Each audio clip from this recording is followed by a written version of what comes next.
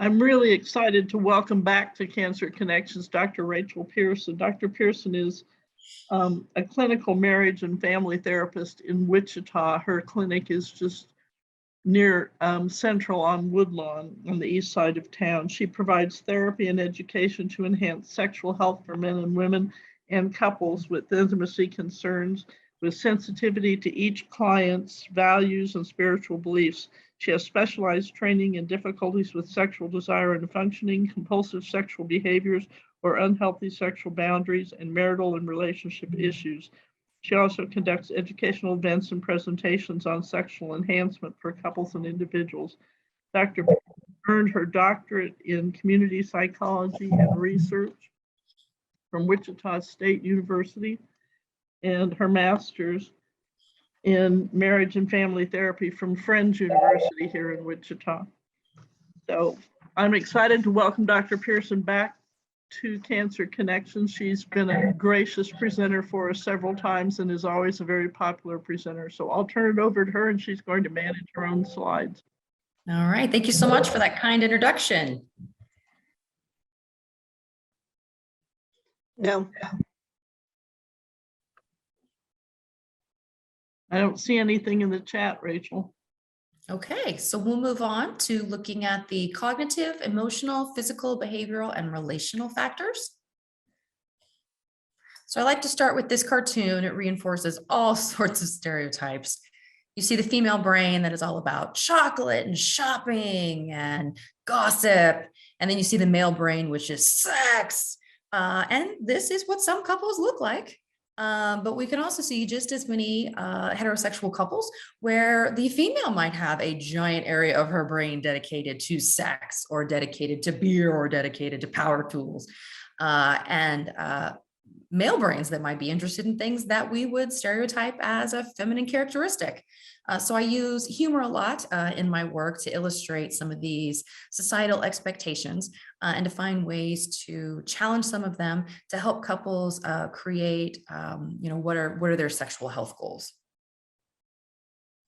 So looking at desire, it is the psychological component of sexual arousal, which involves an interaction with our thoughts and feelings, our sensory organs, our neural responses, and our hormones.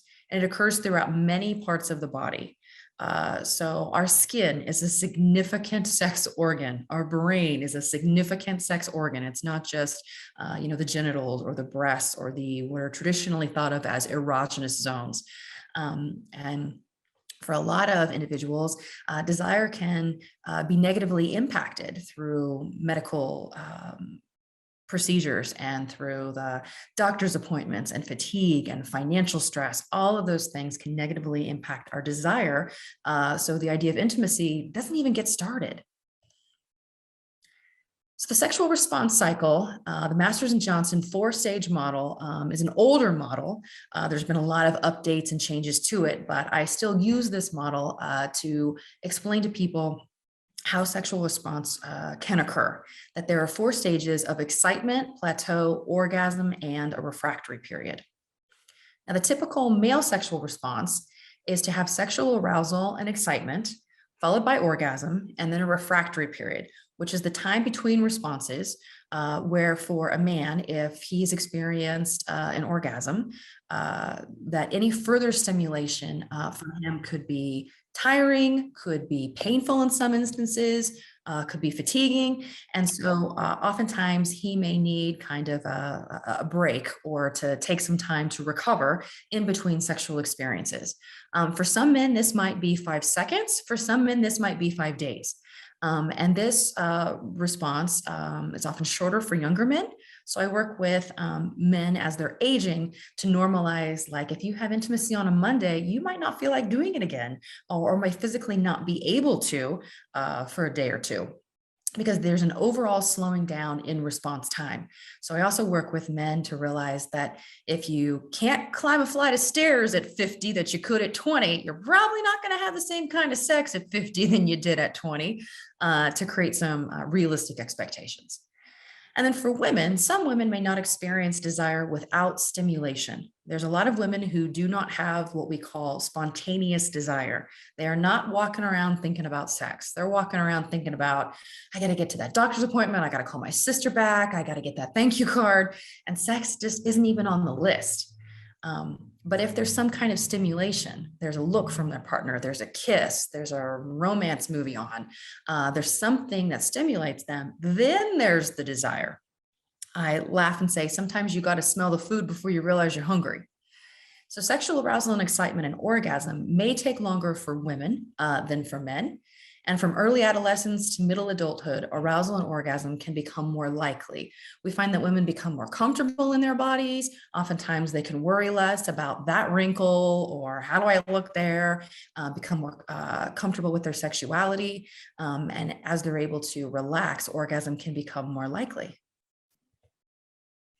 So sexual activity can be beneficial to our overall health. All sorts of great research that shows that sexual activity can prompt the release of substances that bolster our immune system, releasing endorphins that act as painkillers, which reduce our anxiety. It can benefit the heart and lungs by increasing breathing and circulation, and can help us relax and feel good about ourselves. The physical exertion associated with sex is near the equivalent of walking up 2 flights of stairs. So a lot of my clients will ask me, I've been restricted for weight limits. I'm not supposed to be exercising too intensely. I have to be very careful about any strain on my body. And so we often compare, there's all sorts of different intimacy people can share, but on the average, it's about the equivalent of walking up 2 flights of stairs.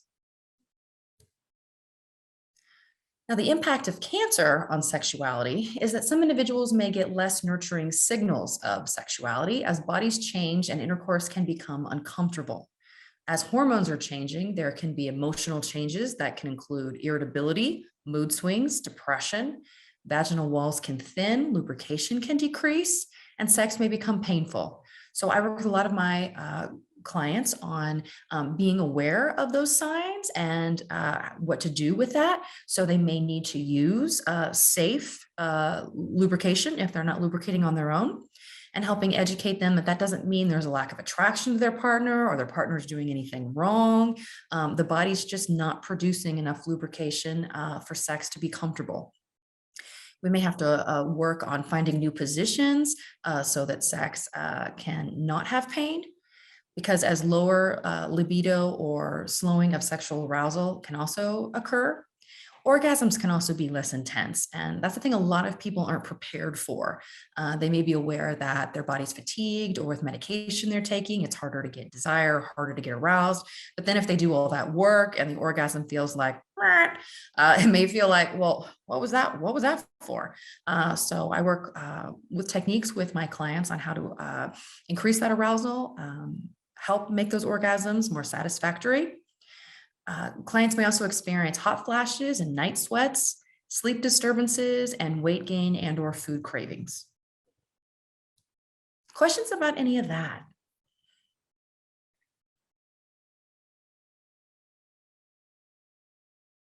You'd think I know to unmute myself as much time as I spend on Zoom.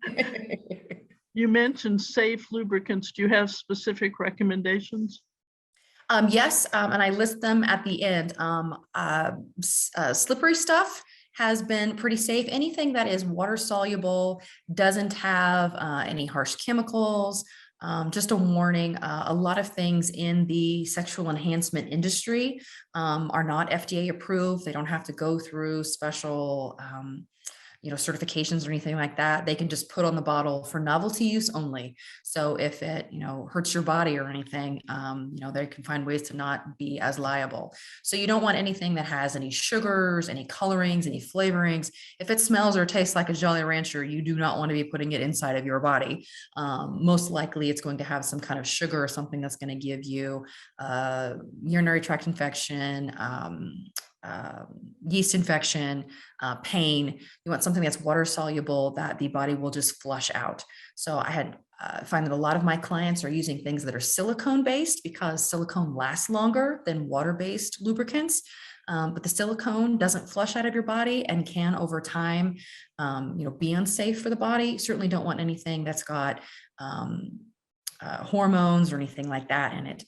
So slippery stuff tends to be a pretty safe one. KY is safe unless you're using the ones that like heat up or have flavoring and things like that. KY is used for most doctor's exams, but it's usually meant for a quick in and out doctor exam. And ideally sex is not just a quick in and out, and it's, prolonged.